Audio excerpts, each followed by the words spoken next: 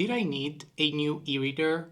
Probably not. Actually, for sure, I did not need a new one because I had a bunch of Kindles in the past. I also had some Kobos in the past, and recently I sold pretty much all of the e-readers that I owned, with the exception of the one that I'm currently using, and that is the Kindle Paperwhite 12th Generation Signature Edition. Am I content with the fact that this is part of the Amazon ecosystem? No. But in the same time, all of my ebooks, or the majority of them, are on my Amazon account. So it's not great, but it's just how things are at the moment for me. I kept this one because I really like the screen on this. I can definitely see an improvement in how fast it is, and also the dark mode, in my opinion, is like a huge improvement from the Kindle Paperwhite 11th version, which I also had in the past. But why did I decide to buy the boox Palma? Why now? And why did I buy the original one instead of the updated second generation of the boox Palma? Well, as pretty much everyone online, I was really intrigued by its form factor because from what I understand online, it is roughly like the same size as an iPhone Pro Max, which is what I have right here. And I truly do believe that this is a great size for a device, either it being a smartphone or an e-reader, as it is the case for the boox Palma. Why don't I read on my phone? The screen, even if it is great, it is an OLED screen and the colors are so vibrant and rich, and you can do a lot of stuff with this device. Reading is not my personal favorite on a screen like this. My eyes just get tired really fast if I try to read on my iPhone or even on my iPad mini with one of those like paper-like screen protectors. Also, another reason why I bought this boox Palma and what got me really intrigued is the fact that it's running Android, and I have not used an Android device since like Samsung Galaxy S2.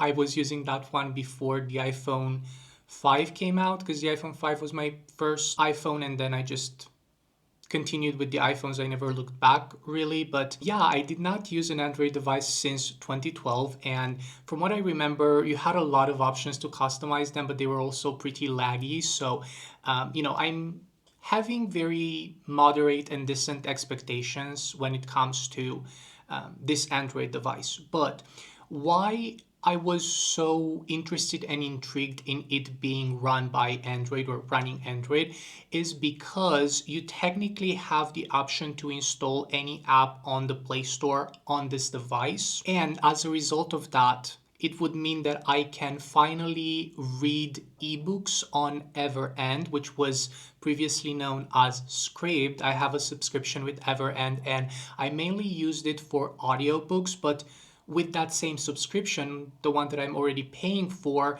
I also have access to their library of ebooks, and I never took advantage of that because it obviously being a subscription service, they don't let you actually download the files on your devices, because then you could just like spread them everywhere. But they let you read those ebooks inside of their app, which is something that I was never really able to do because of what I have previously said. I'm also very excited to try webtoons. I already read Heartstopper in like the physical format, but I would also be very interested to see what Webtoons has to offer on this device.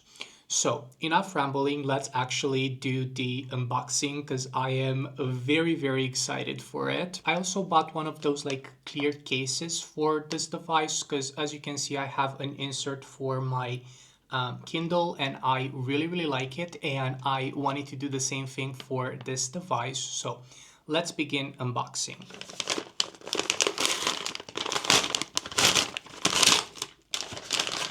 Okay, let's start with the actual boox itself. I should really turn off my monitor because it has this like really weird reflection. Let's see if it's better now. Okay, so this is the actual device itself. This is the boox Palma, and I don't know if you're able to tell, but it has like a very faint inscription here on the box with the text boox. And very professional. I'm gonna use a mechanical pencil to actually like tear off this protective film. Okay, there we go.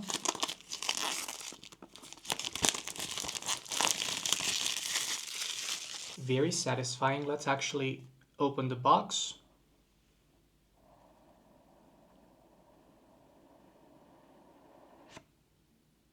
And here we have it.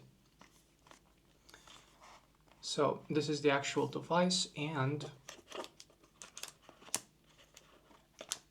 before we actually take a look at this, let's see what else is in the box. I would assume it's just like a charger and that's it.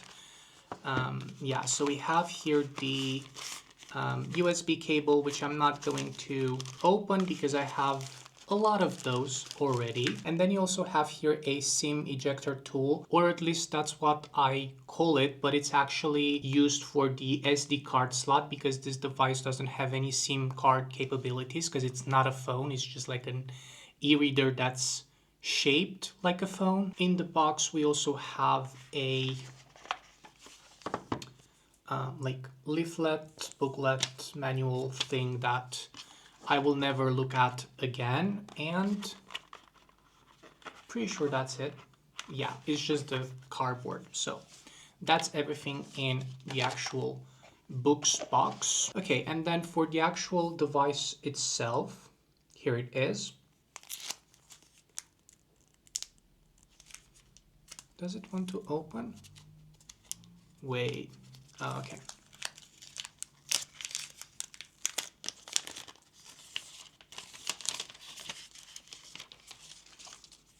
And here it is. From the reviews that I've seen online, I was really intrigued by this texture on the back of it. I hope my camera is able to pick that up. And it also has a camera. I don't really know why you would put a camera on a device like this. I guess for scanning documents, but I'm sure I will not use this because I don't see the point of it. Now let's also open the case for this. So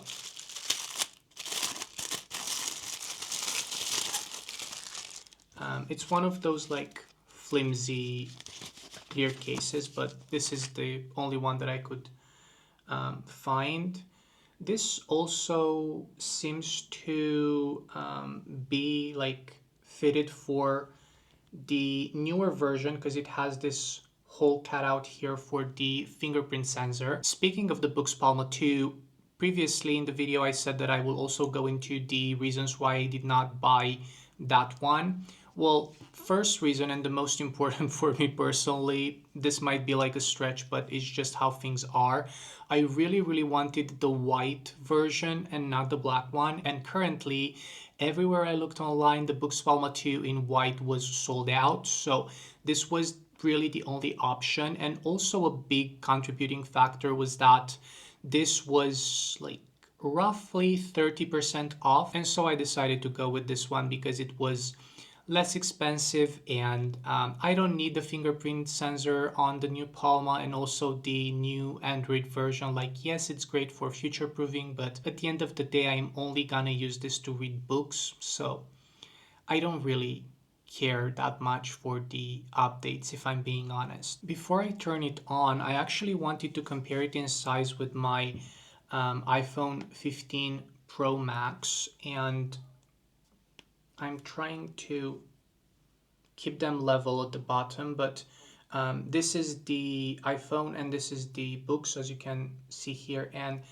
I would say that the boox is like a teeny tiny hair taller a bit than my 15 Pro Max. And then when it comes to the actual width, it's again a bit larger, but not by much. Which I'm very happy about because, as I said, I really like the size of my iPhone. Sometimes it tends to be a bit bigger, but I'm sure that that's not going to be a problem with the actual boox. Now that I have unboxed this device, I really do want to set it up, customize it, install some apps, and also obviously do a good chunk of reading on this. And I'm gonna come back here in like a couple of days to share with you my first impressions.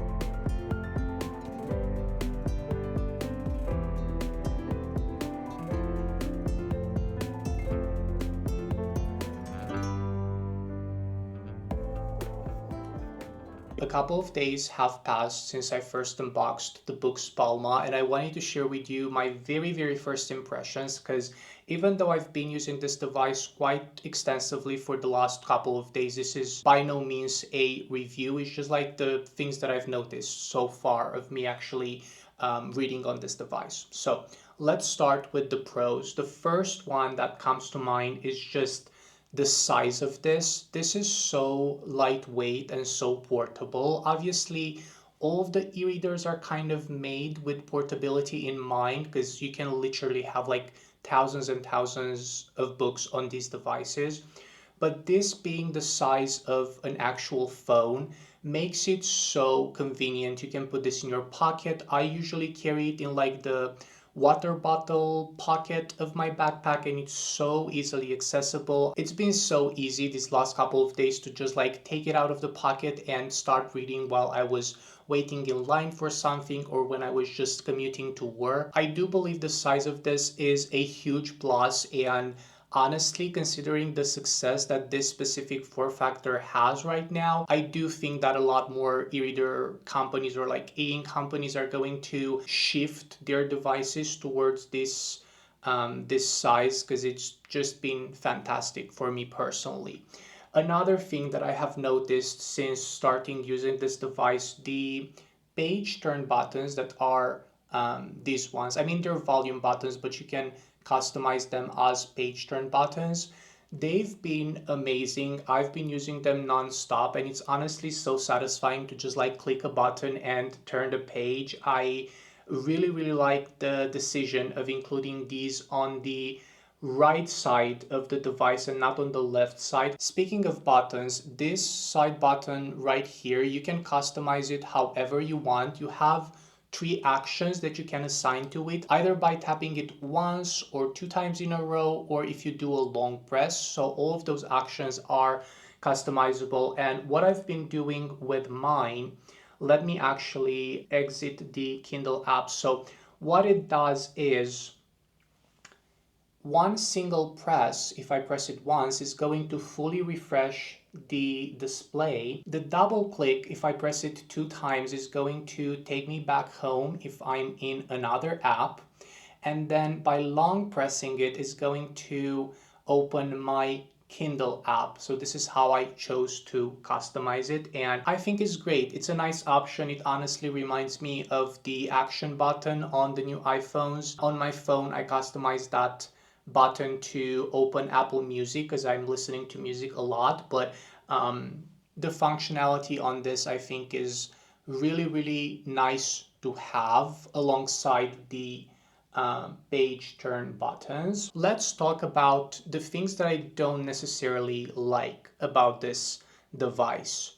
And the first one is ghosting. Obviously, as with any e-ink devices, you are going to have ghosting on the screen. And if you don't know what that is, let me quickly open the gallery app because I've been downloading some images from Pinterest, and let me actually see if I can do this. So if you're just looking at certain pictures or images in your book or in any other apps or stuff like that, you will start seeing that they are kind of blending in a bit. Again, I don't know how much you can see on the camera on the recording right now, but the ghosting on this is pretty severe, I would say. Obviously, you can just press this button once and it's going to do a full refresh of the screen, but I did notice that the ghosting on this is pretty severe compared to other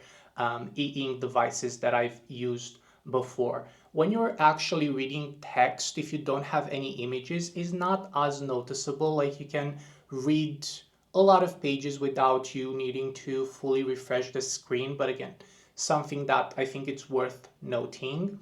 And then the other thing that I'm quite not disappointed, but I just wished more from is the actual battery life. The battery life on this is not great.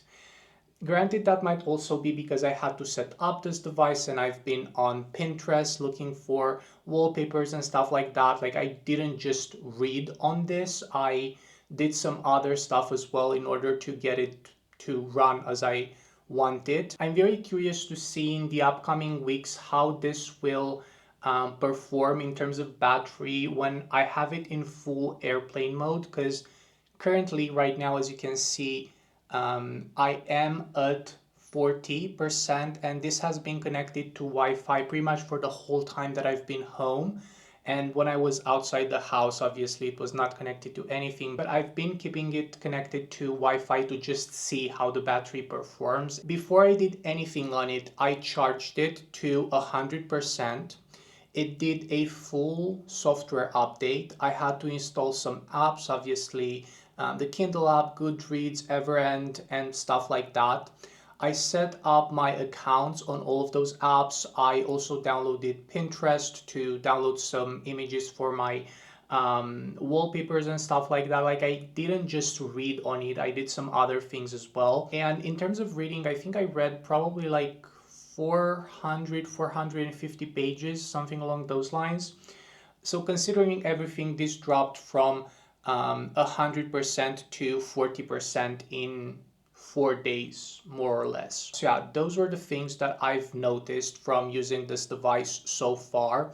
As I said, I'm pretty happy with it. I have the feeling that I will be using this a lot in the upcoming weeks and months as well. Thank you all so much for watching. Please let me know in the comments down below if you own a device like this or if you are considering buying one and that's why you're watching this video. If you're new to the channel and you liked this video, this is like very out of pocket for me. Usually I do reading vlogs and monthly wrap-ups and stuff like that. I mainly read literary fiction and fantasy. So if you do want to see those kind of videos as well, maybe consider subscribing to the channel. And yeah, that being said, I will see you guys in the next video soon. Bye everyone.